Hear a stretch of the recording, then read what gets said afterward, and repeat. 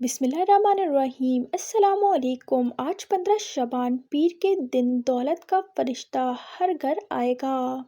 جو یہ تسبیح پڑھے گا پورا سال دولت اسی کو ملے گی انشاءاللہ۔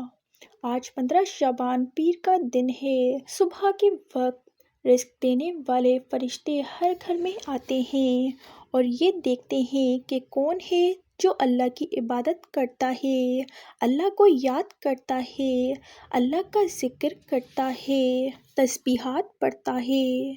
بس جو کوئی اللہ کی عبادت کرتا ہے، اللہ کو یاد کرتا ہے، اللہ کا ذکر کرتا ہے، قرآن کی تلاوت کرتا ہے تو وہ رزق اس بندے کو دے دیتے ہیں اور اس بندے کے لیے دعائیں کرتے ہوئے جاتے ہیں، اس گھر میں برکت کے لیے، رزق میں فراوانی کے لیے دعائیں دیتے ہوئے جاتے ہیں۔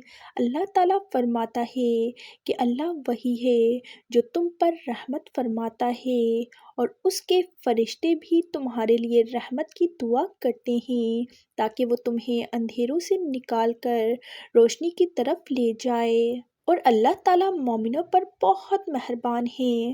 تو آج کل تنگی رزق سے ہر کوئی عاجز ہے۔ اگر کوئی مسلمان یہ چاہے کہ اس کو کثیر رزق عطا ہو تو وہ آج 15 شعبان کی صبح اور شام یہ تسبیح پڑھے۔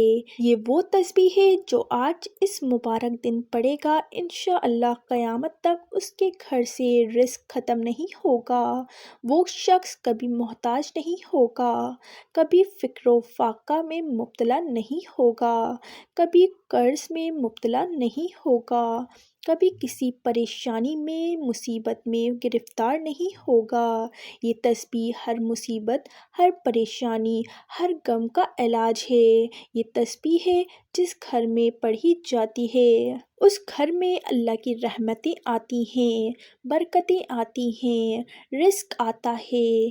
وہ تسبیح جس کی برکت سے غیب سے روزی دی جاتی ہے۔ ایک صحابی رضی اللہ تعالیٰ عنہ حضور پاک صلی اللہ علیہ وآلہ وسلم کی خدمت اقدس میں حاضر ہوئے اور رزق کی تنگی کے بارے میں بتاتے ہوئے عرض کی کہ دنیا نے مجھ سے پیٹھ پھیر لی ہے۔ آپ صلی اللہ علیہ وآلہ وسلم نے فرمایا، کیا وہ تسبیح تمہیں یاد نہیں جو فرشتوں کی تسبیح ہے اور جس کی برکت سے روزی دی جاتی ہے؟ وہ تسبیح ہے سبحان اللہ و بحمدہ، سبحان اللہ العظیم و بحمدہ، استغفر اللہ۔ دنیا تیرے پاس ذلیل و خوار ہو کر آئے گی۔ وہ صحابی رضی اللہ تعالیٰ عنہ چلے گئے اور پھر کچھ دن کے بعد حضور صلی اللہ علیہ وسلم کی خدمت میں حاضر ہو کر عرض کرنے لگے، یا رسول اللہ، دنیا میرے پاس اس کثرت سے آئی کہ میں حیران ہوں، کہاں اٹھاؤں، کہاں رکھوں۔ جو آج بہت ہی بابرکت دن ہے، وہ دن ہے جو رزق دینے والا دن ہے۔ اس دن آپ یہ تسبیح لازمی پڑھیں، انشاءاللہ پورا سال ادھر ادھر سے رزق ملتا رہے گا، غیب سے رزق ملتا رہے گا، خود بخود رزق کے اسباب پیدا ہوں گے۔